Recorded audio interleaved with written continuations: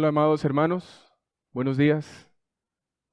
Reciban un saludo cordial y es una bendición volver a estar frente a ustedes mediante este medio, mediante la pantalla. Un saludo también a los que nos están viendo y escuchando a través de estos medios. Usted que no es de nuestra iglesia y nos está escuchando, también es un gozo poder llegar hasta sus oídos, hasta su casa, en donde quiera que se encuentre. Damos gracias a Dios porque seguimos considerando la palabra de Dios y estamos con esta serie a la primera carta a Timoteo, el cual lleva el título de Comportándonos como es digno de una iglesia. Y precisamente este es el contenido de la carta del apóstol Pablo a aquel joven Timoteo que se encontraba pastoreando aquella iglesia en Éfeso, para que supiera cómo debía conducirse en la casa de Dios, para que supiera cómo debía comportarse tanto él como ministro, como los líderes que estaban en aquella iglesia y los creyentes de aquella iglesia en Éfeso. Abrimos las escrituras en 1 Timoteo, nos preparamos para exponernos a la palabra del Señor y abrimos nuestras Biblias en la primera carta a Timoteo y vamos a estar leyendo los versos 8 al 11. Primera Timoteo, capítulo 1, versos 8 al 11.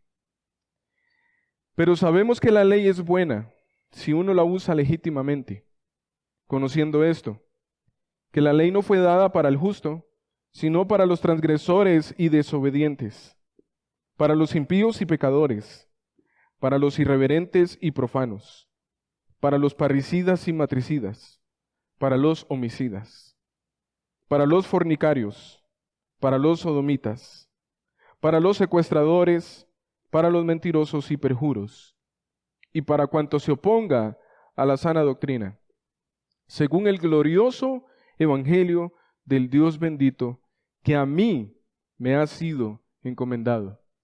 Nos encomendamos en manos del Señor para que Él nos guíe a través de su Espíritu. Padre Santo, queremos darte las gracias porque nos permites exponernos a tu palabra, a la verdad del Evangelio, a tu santa ley. Oh Señor, particularmente te agradezco porque a pesar de las circunstancias que estamos pasando, tú nos has permitido hacer llegar tu palabra a los oídos de nuestros hermanos, a los oídos de los que se han acercado a la iglesia en este tiempo, pero también aún más allá, fuera de nuestras paredes de la iglesia, podemos llegar a muchas personas. Y, Señor, queremos pedir que tú nos bendigas a través de tu palabra, ahora que vamos a estar exponiéndonos a la predicación de tu palabra, transformando nuestras vidas como tus discípulos, cada vez más a la imagen de Cristo. Transforma nuestros pensamientos, transforma nuestro estilo de vida, transforma nuestras palabras. Haznos cada vez más a la imagen de tu Hijo Jesucristo, de tal manera que el glorioso Evangelio pueda reflejarse en nosotros. Asimismo, Señor, por aquellos que están todavía en tinieblas, que la luz de Cristo, que la luz del Evangelio resplandezca en la mente, en los corazones de estas personas y que puedan clamar a ti por salvación. Oh Señor, te agradecemos porque en tu palabra tú nos guías también para saber cómo nosotros debemos conducirnos en la iglesia, la cual es columna y baluarte de la verdad. Amado Señor, quiero pedir que tú me llenes del poder de tu Santo Espíritu, que tú dispongas los oídos y los corazones de las personas que van a estar exponiéndose a estas palabras. Glorifica tu nombre, oh Señor, en Cristo Jesús. Amén. Este sermón, de la misma manera que el sermón pasado, los versículos 3 al 7, lleva el mismo título, la batalla por la verdad. Esta es la segunda parte. Uno podría decir que la predicación es algo excelente, y realmente así es. La predicación es algo excelente. Es lo que la Escritura nos muestra de principio a fin. Es lo que Dios ha escogido para salvar a los que creen. Dios usa la predicación. La predicación es algo excelente, pero no toda predicación. La predicación es algo excelente en el supuesto que uno sepa predicar.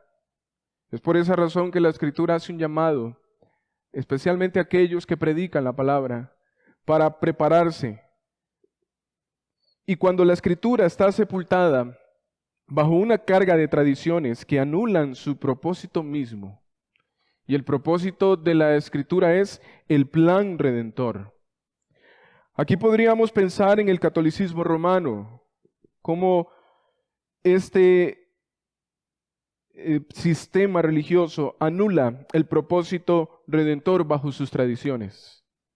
O cuando se usa como punto de partida para cuentos fascinantes sobre antepasados. Y podríamos pensar en mormones, testigos de Jehová o adventistas. Esta pierde su poder. Así como los Juegos Olímpicos, solo quien compitió de acuerdo a las reglas recibe el premio por la victoria. Así también solamente puede esperar recibir una bendición de la Escritura la persona que la usa como debe ser usada. Y prácticamente ese es el espíritu de esta porción de la Escritura en este capítulo 1. Pablo está queriendo llevar a Timoteo a hacerle ver la importancia de cómo debe ser usada la palabra de Dios y a cómo saber usar la palabra de Dios. Pues aquellos algunos que se encontraban en Éfeso, que probablemente eran líderes de la iglesia, estaban haciéndole un mal uso a las palabras o a la Escritura. Consideramos en el versículo 7 que aquellos algunos que estaban en la iglesia de Éfeso, probablemente líderes de la iglesia, iban camino a la desviación total, como había pasado con Himeneo y Alejandro, de los cuales el apóstol Pablo menciona en el versículo 20. Estos habían abrazado una doctrina diferente, una doctrina extraña a la apostólica, y comenzaron a enseñar fábulas, es decir, mitos y genealogías interminables.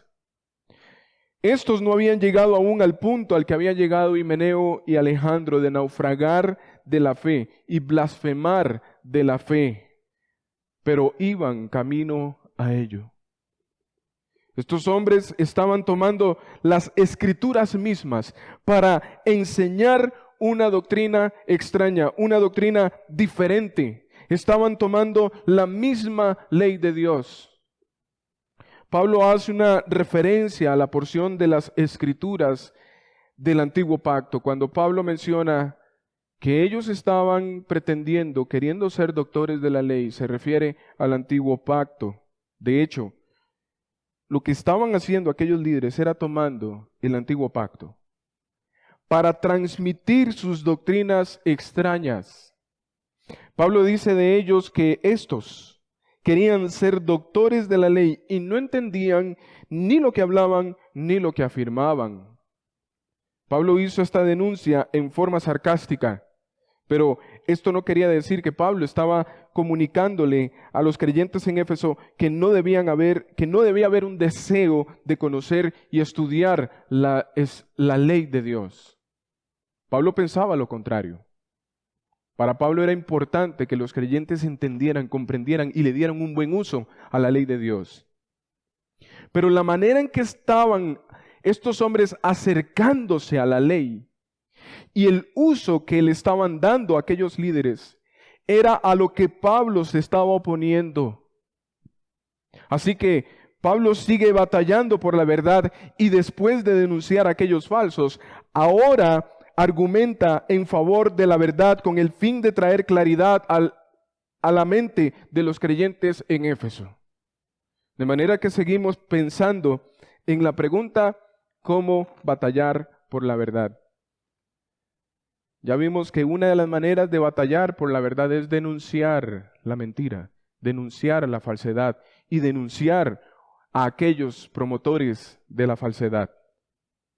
Y en esta ocasión vamos a considerar que también nosotros como iglesia, columna y baluarte de la verdad, va a batallar por la verdad cuando se observa correctamente la verdad, pero también cuando se hace un uso adecuado de la verdad, aplicando correctamente la verdad. Y también, como un tercer punto que vamos a estar considerando, es centralizando la verdad en el Evangelio. Y como primer punto, una de las maneras que nosotros vamos a batallar por la verdad es observando correctamente la verdad. Versículo 8. Pero sabemos que la ley es buena si uno la usa legítimamente. Esto, o es por esta razón, que Pablo le dice a Timoteo que la ley es buena si uno la usa legítimamente. Pablo quiere dejar muy en claro en la mente de Timoteo que el estudio constante de la ley es algo excelente. Según lo que dice Pablo, eso lo sabían los creyentes muy bien. Y así era. Pues tanto Pablo como los otros apóstoles hicieron uso de la ley para aplicarlo al Evangelio. Ellos veían la promesa de redención de Dios a su pueblo y a partir de esa premisa hacían uso de la ley. Ahora, en esa promesa, Pablo y los otros apóstoles tenían en mente las implicaciones de la promesa. La promesa era la redención del pueblo de Dios. El tema de la Biblia en su totalidad es la redención, es decir, un rescate, y sin duda alguna en la ley se encuentra el tema de la redención. En términos simples, el contenido de la Escritura se centra en el plan de Dios. El plan de Dios es la redención. Esto implica que debe haber un rescatado, debe haber uno que rescata y debe haber algo de lo cual la persona es rescatada. Ellos reconocían que eran el objeto del rescate de Dios y que su Redentor era el Mesías prometido y ese era Cristo, el Hijo de Dios, y que de lo que debían ser rescatados era del pecado que los dominaba completamente. Era de esta manera que los apóstoles y Pablo veían y hacían uso de la ley. Pablo en ninguna manera está mostrando ser un antinomiano, es decir, un hombre que estaba en contra de la ley. Él se lo dejó muy claro a los romanos en Romanos capítulo 7, versículo 7 y el versículo 12. Pablo dice ahí, ¿qué diremos pues? ¿La ley es pecado? En ninguna manera. Pero yo no conocí el pecado sino por la ley, porque tampoco conociera la codicia si la ley no dijera no codiciarás. Y el versículo 12 dice, de manera que la ley a la verdad es santa y el mandamiento santo, justo y bueno. Pablo reconocía que la ley, al dársele un buen uso, sería usada de una manera santa, justa y buena. Sería útil, pues ella nos muestra la miseria en la que se encuentra la humanidad, pero también demuestra la esperanza que tiene el hombre de salvación conduciéndolo a la promesa. Pero esto no solo lo sabían los apóstoles y Pablo, también lo sabían los creyentes. Pablo dice en el versículo 8, pero sabemos. Era claro que para Timoteo y para los creyentes en Éfeso, la ley era buena. Y Pablo le estaba diciendo esto a Timoteo y a los creyentes en Éfeso. Timoteo y creyentes de Éfeso. Esto no es nada nuevo. Esto es un principio ampliamente reconocido, algo que todos sabemos muy bien. Y creo sin duda alguna que Pablo les enseñó a los efesios el evangelio a partir de la ley.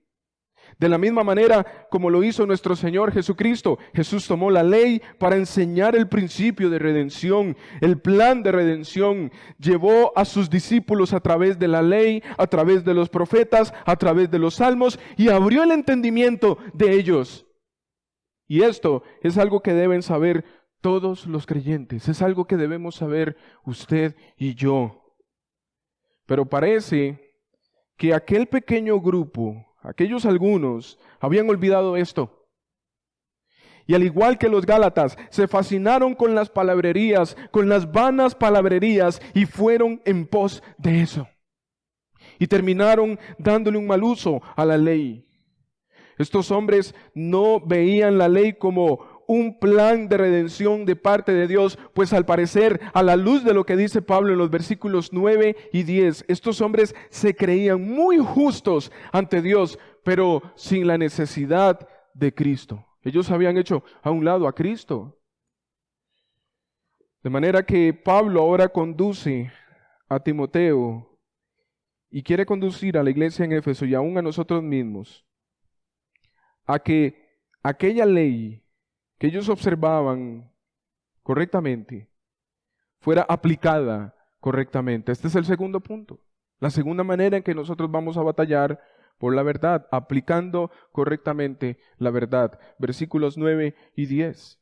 Conociendo esto, que la ley no fue dada para el justo, sino para los transgresores y desobedientes, para los impíos y pecadores, para los irreverentes y profanos, para los parricidas y matricidas, para los homicidas, para los fornicarios, para los sodomitas, para los secuestradores, para los mentirosos y perjuros, y para cuanto se oponga a la sana doctrina. Por eso es que Pablo escribe en el versículo 9, conociendo esto, que la ley no fue dada para el justo.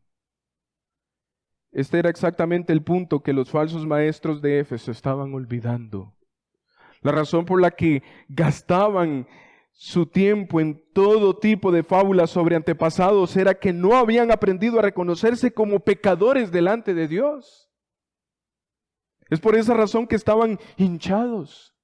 Es por esa razón que eran arrogantes, jactanciosos, vanos, confiados en su propia justicia. Este era el gran pecado de ellos, como señala Pablo repetidas veces. A estos hombres les faltaba humildad, les faltaba el sentimiento de culpa. Estos hombres estudiaban la ley de Dios con sus preceptos y mandamientos básicos y podían permanecer muy serenos ante todo ello, como si no les tocara, como si no fuera con ellos. Simplemente leían hasta que llegaban a un nombre propio o quizá a algún detalle ceremonial.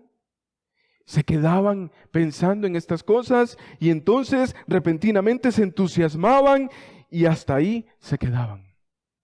Ahora ellos iban a resplandecer con sus historias y espiritualizaciones de la Escritura, como si hubieran descubierto algo nuevo que nunca antes nadie había visto.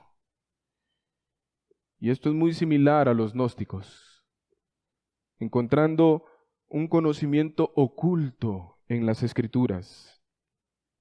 Y en lugar de tener esta actitud ante la palabra de Dios, estos hombres deberían haberse sentido quebrantados por la ley, como pasó con el apóstol Pablo. Pablo lo dice ahí en este capítulo 1, en el versículo 15, palabra fiel y digna de ser recibida por todos, que Cristo Jesús vino al mundo para salvar a los pecadores. Y Pablo no dijo, como esos falsos maestros. No, él dijo, de los cuales yo soy el primero. Pablo veía la ley y él no andaba encontrando un mensaje oculto en esas palabras. Él veía el plan redentor de Dios. Él veía cómo la ley lo señalaba como pecador, pero también él veía cómo la ley lo conducía a aquella promesa hecha por Dios.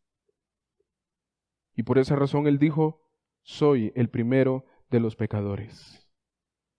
No era como aquellos hombres que estaban hinchados, que estaban jactanciosos, que estaban envanecidos, que estaban confiados en su propia justicia.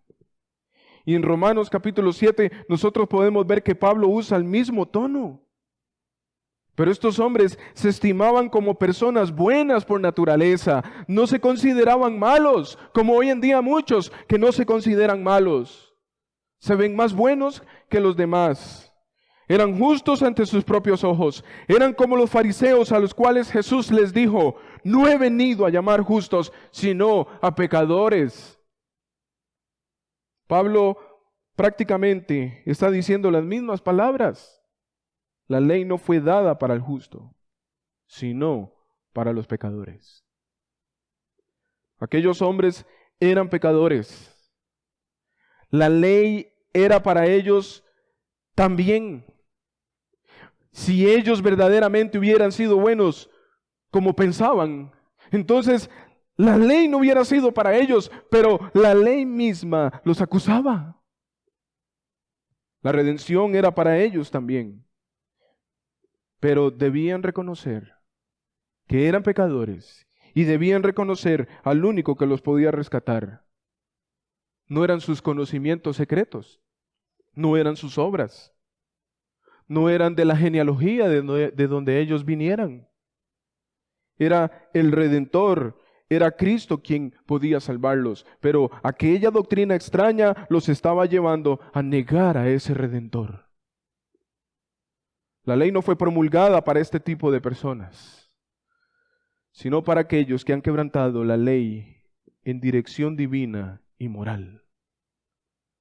Pablo continúa en los versículos 9 y 10. Sino para los transgresores y los desobedientes, para los impíos y pecadores, para los irreverentes y los profanos, para los parricidas y matricidas, para los homicidas, para los fornicarios, para los sodomitas, para los secuestradores, para los mentirosos y perjuros, y para cuantos se oponga a la sana doctrina. Pablo está encerrando las dos grandes esferas de la humanidad, la espiritual y la moral, su relación con Dios y su relación con su prójimo.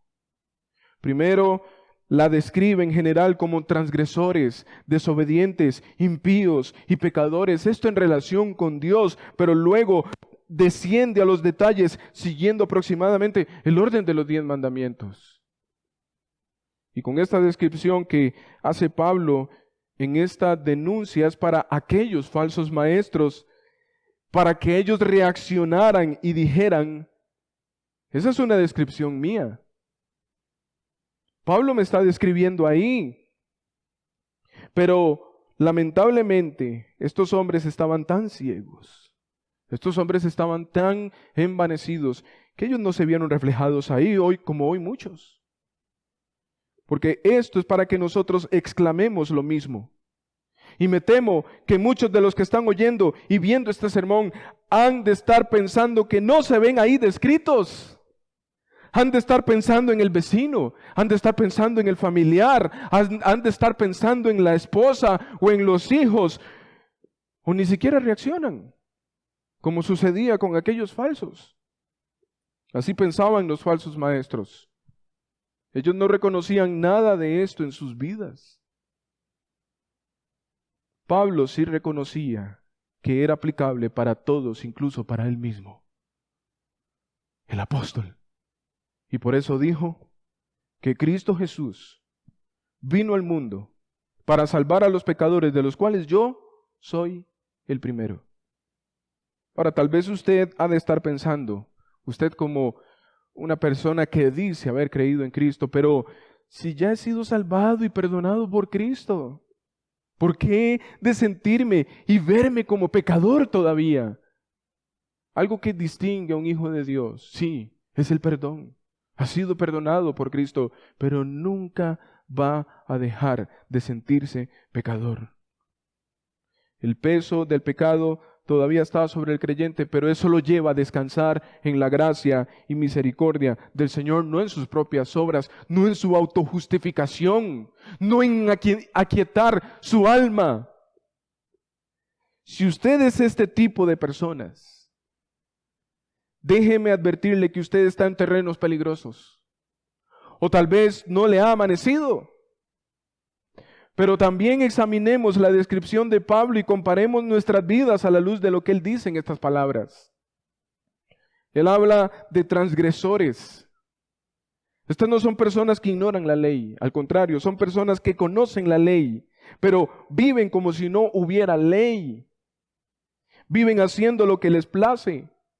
Entonces viven separados de la ley y son contrarios a sus demandas básicas. Los transgresores son también desobedientes, son insubordinados. Se niegan a ponerse bajo el gobierno de Dios que promulgó la ley. Entonces, la ley fue puesta para los transgresores e insubordinados o desobedientes, para los impíos o pecadores, con el fin de sacudirlos hasta las mismas profundidades de su ser y espantarlos de cualquier autocomplacencia que pudiera quedar con ellos. Pero lamentablemente, hermanos y amigos que nos escuchan, no hay ninguno que se libre de haber transgredido la ley de Dios. Tanto creyentes como no creyentes. Es lamentable ver cómo muchos creyentes viven conociendo la ley, viven haciendo lo que les place. Pero también la ley es para irreverentes y profanos. Pablo usó la palabra irreverente para asociarla con profanos y llevar a sus lectores a una sola idea en cuanto a su significado.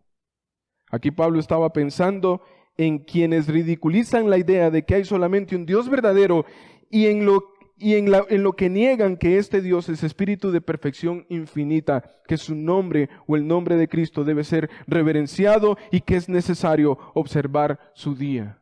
Ahora noten, no solamente eso es para aquellos que dicen no creer en Dios, sino para aquellos que creen en Dios, pero que no caminan en reverencia y que no observan, que dicen que no es necesario observar, guardar el día del Señor. Los irreverentes y los profanos no toman en serio la palabra de Dios. Hacen escarnio de los primeros 4 mandamientos de la primera tabla de la ley. Hacen dioses para sí mismos. Hacen sus ídolos. Toman el nombre de Dios en vano y no guardan el día del Señor. Esto encierra también a aquellos que dicen ser creyentes. Ningún pecador se escapa de esto. Pero allá estaban aquellos hombres falsos diciendo nosotros no estamos en ese grupo. Pero esta descripción también los encierra a ellos. ¿Cuántos creyentes dicen al leer palabras como estas no estar en ese grupo? Pero se comportan como esta descripción que hace Pablo en sus vidas, tienen estos comportamientos. Pero también Pablo dice para los parricidas y matricidas. Este pecado es una violación flagrante del mandamiento: honra a tu padre y a tu madre para que en tus días se alarguen en la tierra que Jehová tu Dios te da. Éxodo 20:12. Además, la ley declaraba específicamente: el que hiere a su padre o a su madre morirá. Noten esa expresión. No el que mataba a su padre, sino el que hiere. Y llevándolo a la revelación progresiva. Nosotros podríamos pensar que herir al Padre no es solamente físicamente, sino también en palabras, en pensamientos. Y aquí se condena cualquier forma de dejar de honrar a los padres. Usted que dice que usted no se encuentra en este grupo, ¿cuántas veces usted ha deshonrado a sus padres, especialmente los niños y los jóvenes? Usted no se escapa de esto. Usted está aquí también, la ley es para usted. Pero también dice homicidas. Literalmente es para los que dan muerte a los hombres. El original se refiere a quien quiera que le quita la vida a otra persona. Tiene referencia a cualquiera y a todo tipo de homicidio. El mandamiento violado es el 6º. No matarás. Éxodo 20:13. en la interpretación de Cristo. En Mateo 5, 21 al 25, un homicidio se da cuando no solamente se le priva de la vida a una persona, sino cuando la persona se enoja contra su prójimo, contra su hermano. Cuando aquella persona se llena de ira y de odio contra su hermano o cuando lo maldice. ¿Quiere decirme usted entonces que usted nunca se ha enojado contra su hermano, contra su prójimo? ¿Nunca se ha llenado de ira? ¿Nunca se ha llenado de odio? Pues déjeme decirle que ni usted ni yo nos escapamos. Ahí estamos. Pero también Pablo dice, inmorales y sodomitas. Esto es una referencia al séptimo mandamiento, no cometerás adulterio. Ahora Pablo está hablando del área de inmoralidad sexual, Éxodo 20:14. El primero indica a fornicación o inmoralidad sexual, cualquiera que sea la forma en que ocurra, tanto casados como solteros.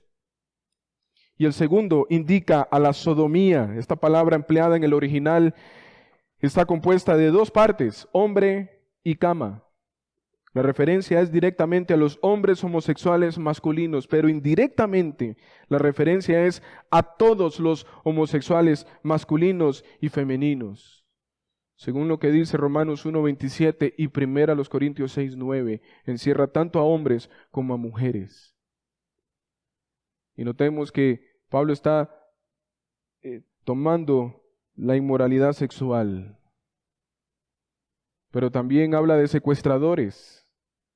Y el significado de esta palabra se deriva de la idea verbal tomar a un hombre del pie y se refiere a mercaderes de esclavos y por extensión a todos los ladrones de hombres o secuestradores. Pablo tenía en mente aquí el octavo mandamiento, no hurtarás. ¿Qué pecador está libre de esto? Y por último, Pablo menciona a los mentirosos y perjuros. Pablo está pensando en el noveno mandamiento, no hablarás contra tu prójimo falso testimonio. Éxodo 20:16. Por naturaleza todo hombre es mentiroso. ¿Quién de nosotros no ha mentido? ¿Quién puede decir con una limpia conciencia que no ha mentido? Según el uso bíblico de la palabra, mentirosa o mentiroso es no solamente la persona que dice algo que no es verdad, sino también la persona cuyas acciones y actitudes no armonizan. Esto, hermanos, nos debe llevar a pensar. Usted dice que es cristiano, pero ¿cómo está su estilo de vida? Si su estilo de vida no armoniza, no concuerda con lo que usted dice ser, usted es una persona mentirosa. Mientras que perjuros son todos los culpables de afirmar solemnemente lo que es falso con la intención de causar daño al prójimo. O aquello que al hacer un voto solemne no tiene la intención de cumplirlo. ¿Y cuántas veces nosotros hemos jurado que vamos a cumplir algo y sabemos que no lo vamos a hacer?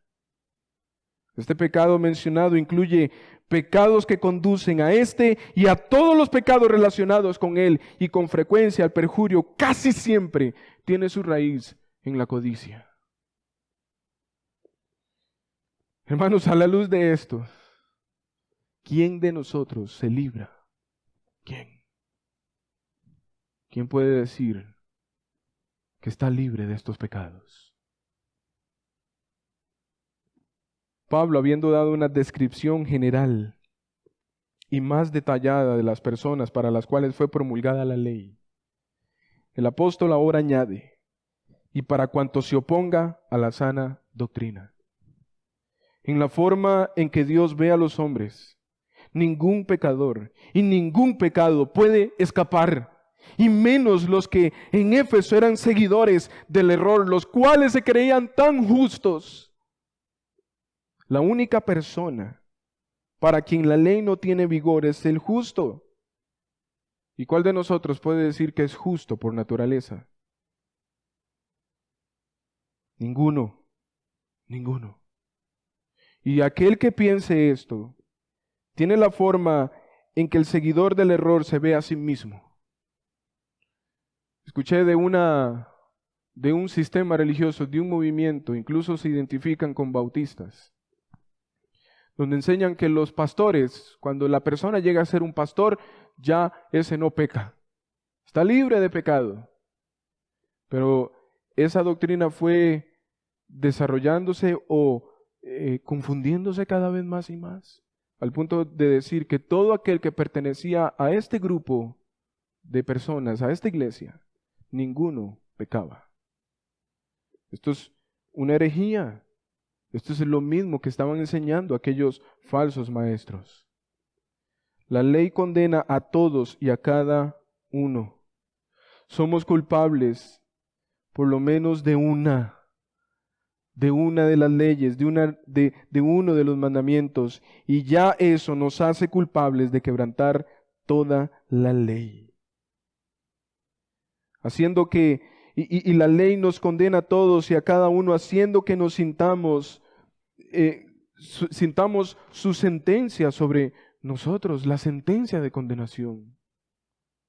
La ley está puesta para todo cuanto está en contra de la sana doctrina. La sana doctrina corresponde a teoría y práctica. Por lo tanto, todo pecado es un pecado contra la sana doctrina. Por eso, aquí no solamente se trata del que no cree en Dios, sino de aquellos que dicen creer en Dios, pero no están poniendo en práctica lo que dicen creer. Y es por esa razón Pablo no se queda ahí. Es por esa razón que Pablo ahora centra la verdad en el Evangelio, y esa es otra de las maneras en que nosotros podemos batallar, y Pablo estaba batallando por la verdad. Centrando la verdad en el Evangelio, versículo 11, según el glorioso Evangelio del Dios bendito que a mí me ha sido encomendado. La sana doctrina exige que el hombre guarde la ley de Dios. Esto para algunos es escandaloso, especialmente para los antinomianos. Es decir, los que están en contra de la ley, los que ven la ley como algo antibíblico. Pero la sana doctrina exige que el hombre guarde la ley de Dios. También declara que por naturaleza el hombre no puede guardarla. Por lo tanto, revela su total perdición. La ley revela la total perdición del hombre, su condición completamente pecaminosa. Esto precisamente concuerda con el mensaje del Evangelio. Es por esa razón que Pablo dice que la denuncia que hace la ley es conforme al glorioso Evangelio del Dios bendito. Hermanos y amigos, la ley no contradice el Evangelio, ni el Evangelio contradice lo que dice la ley. Al contrario, ambos mensajes se confirman el uno al otro y se complementan.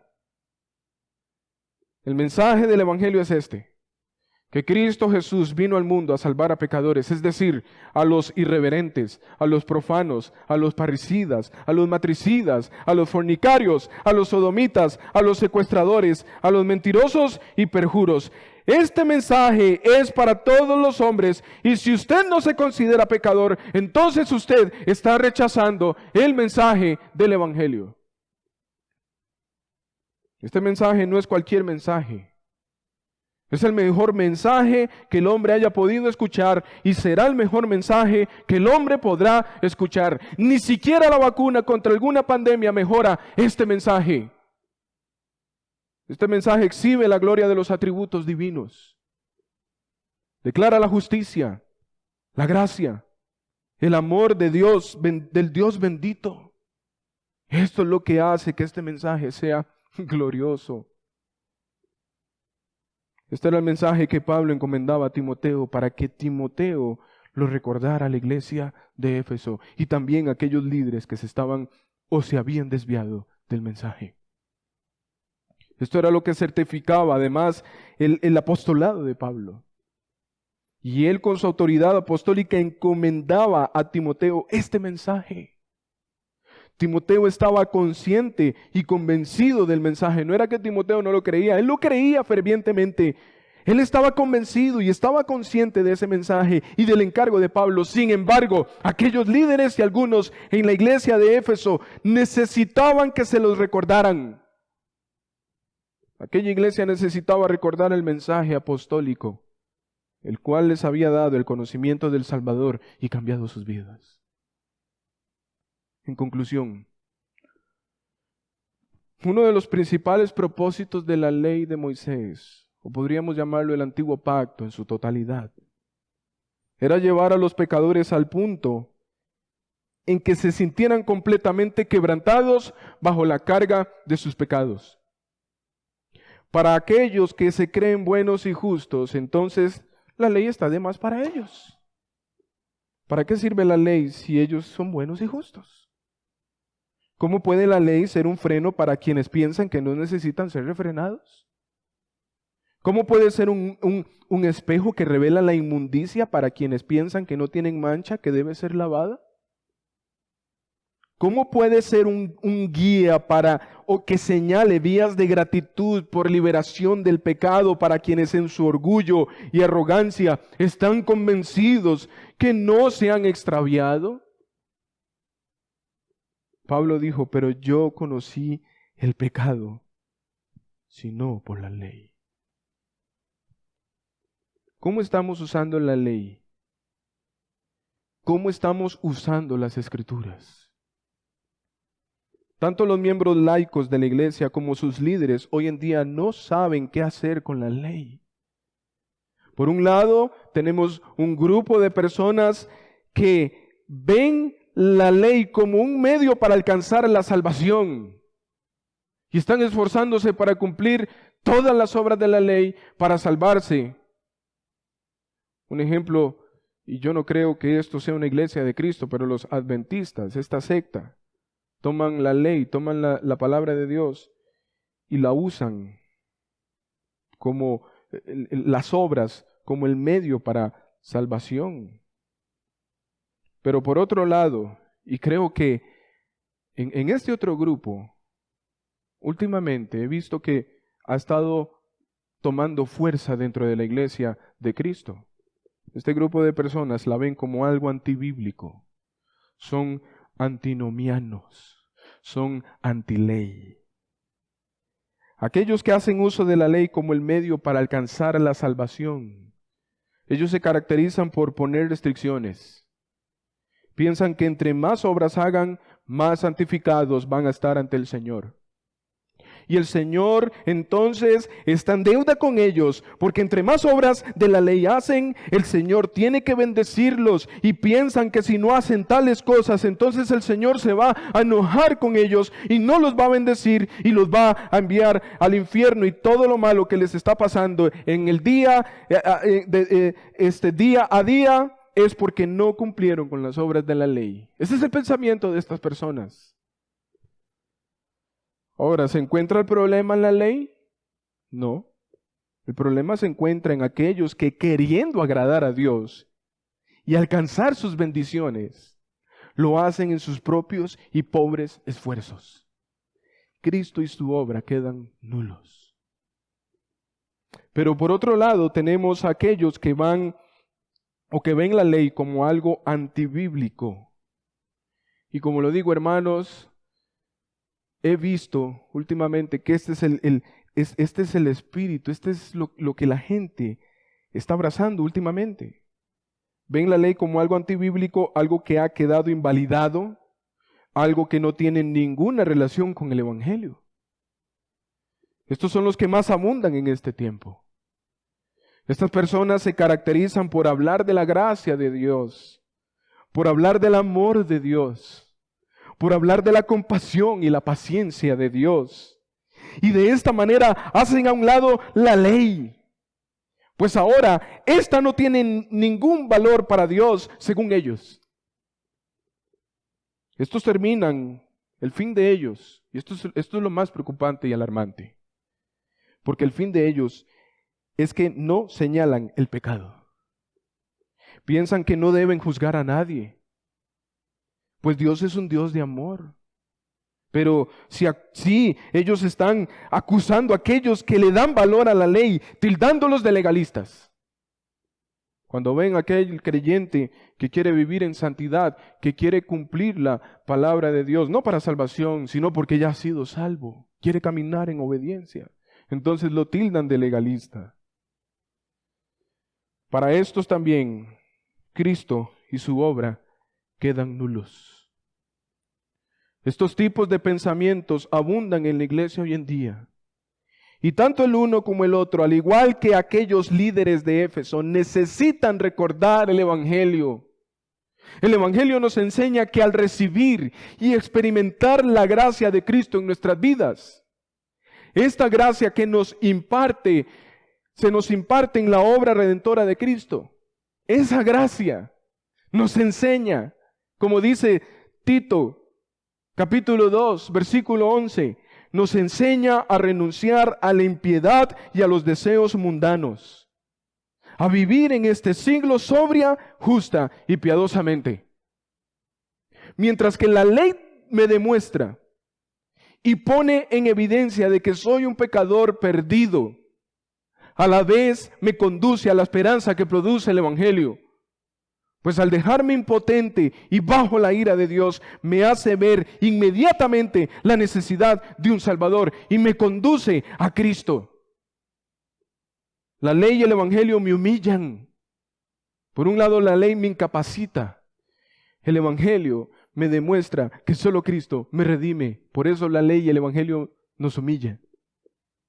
La ley pone en evidencia mi incapacidad, pero el Evangelio me da esperanza y me capacita para vivir de manera sobria, justa y piadosamente. Y aquí la pregunta que nosotros debemos hacernos es, ¿y cómo voy a vivir de esta manera? ¿Cómo voy a vivir de una manera sobria, justa y piadosamente? ¿Qué medio usa la gracia para llevarme a vivir de esta manera? Bueno, allá aparecen los espirituales antinomianos diciendo que es por medio del Espíritu Santo, es por medio del amor, es por medio de la misericordia de Dios. Pero, ¿qué toma el Espíritu Santo para llevarnos a vivir de esta manera si no es la misma ley? Ezequiel, capítulo 36, versículos 26 y 27, dice de la siguiente manera: os daré un corazón nuevo y pondré espíritu nuevo dentro de vosotros. Y quitaré de vuestra carne el corazón de piedra y os daré un corazón de carne. Y pondré dentro de vosotros mi espíritu y haré que andéis en mis estatutos y guardaréis mis preceptos y los pongáis por obra. Nuevamente el antinomiano, al leer estas palabras, objetaría que este pasaje se refiere a Israel como nación, no se refiere a nosotros, no se refiere a la iglesia. Pero claramente Ezequiel está refiriéndose al nuevo pacto, el pacto de gracia de Dios con su pueblo, la iglesia. Y de la misma manera en que Pablo le dijo a Timoteo que todo aquel uso de la ley debía hacerse en base al glorioso evangelio del Dios bendito, Ezequiel nos dice lo mismo. Los participantes del nuevo pacto, del pacto de gracia, dice Ezequiel que se les daría un corazón nuevo, un espíritu nuevo, y se les capacitaría para cumplir sus estatutos y guardar sus preceptos. ¿Y qué es eso sino la ley? Noten cómo la gracia, cómo el evangelio está relacionado con la ley. Pero esto no en las fuerzas del pueblo de Dios, no en sus propias fuerzas. No para salvación, no para recibir bendiciones. Ese no es el fin. Aquel pueblo, todo aquel que experimente la gracia de Dios, va a cumplir la ley de Dios en el poder del Espíritu Santo.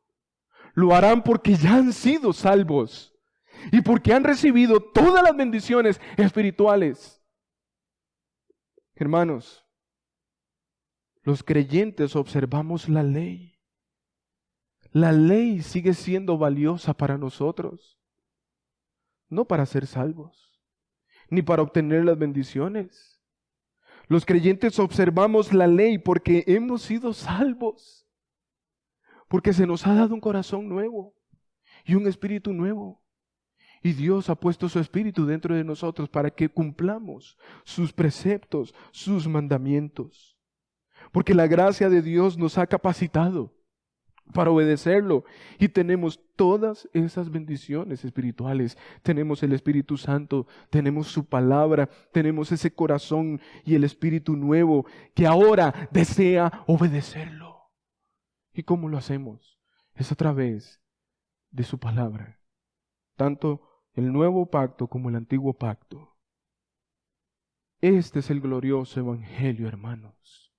Y esto es lo que nosotros debemos tener siempre presente. El Señor nos guarde, hermanos, de ser como aquellos falsos que estaban despreciando la palabra de Dios y estaban usándola para su propia conveniencia, pero también para su propia perdición. Su palabra es valiosa. Su ley toma sentido ahora para nosotros. Padre Celestial, queremos darte las gracias nuevamente porque una semana más tú nos sostienes. Y es una nueva oportunidad para poder conocerte. Y para también, Señor, poder meditar en estas verdades. Y mientras te esperamos, ocuparnos de esta salvación con temor y temblor. Pero reconocemos, Señor, que eres tú quien pones el querer como el hacer en nosotros. Señor, reconocemos que muchas veces hemos tenido el comportamiento de aquellos hombres que se estaban apartando de la fe. Tal vez no estamos buscando ganarnos la salvación con obras, pero sí tal vez estamos descansando en la gracia y solamente gracia, despreciando la ley, no estamos haciéndole un uso correcto de tu palabra.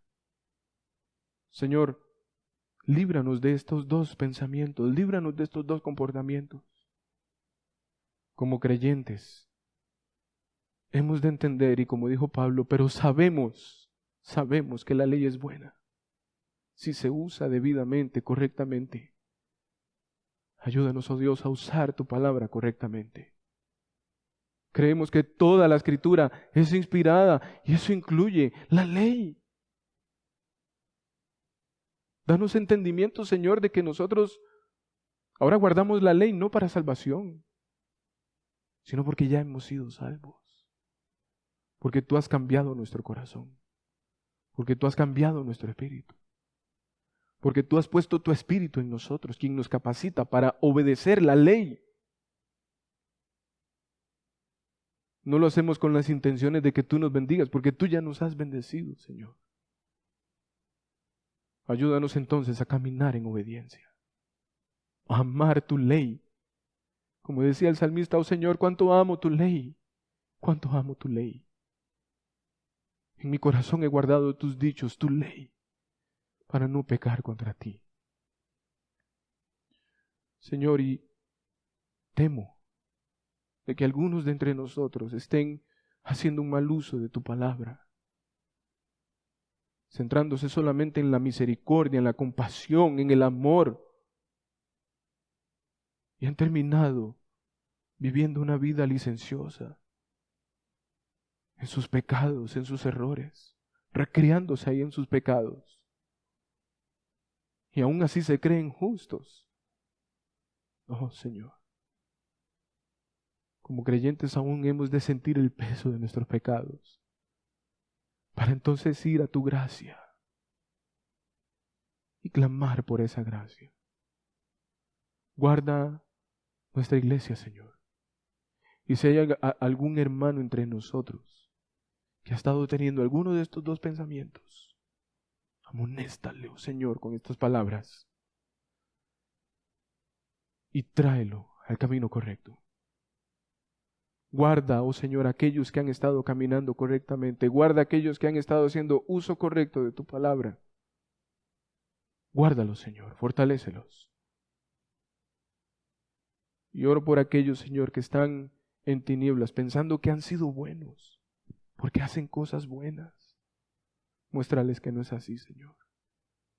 Que las obras de la ley no nos salvan, que el único que salva es Cristo. Y que Cristo entonces nos capacita para agradarte, cumpliendo tu palabra, obedeciéndote. Ten compasión de estas personas, Señor. Míralo, llévalos a mirar a Cristo, Señor.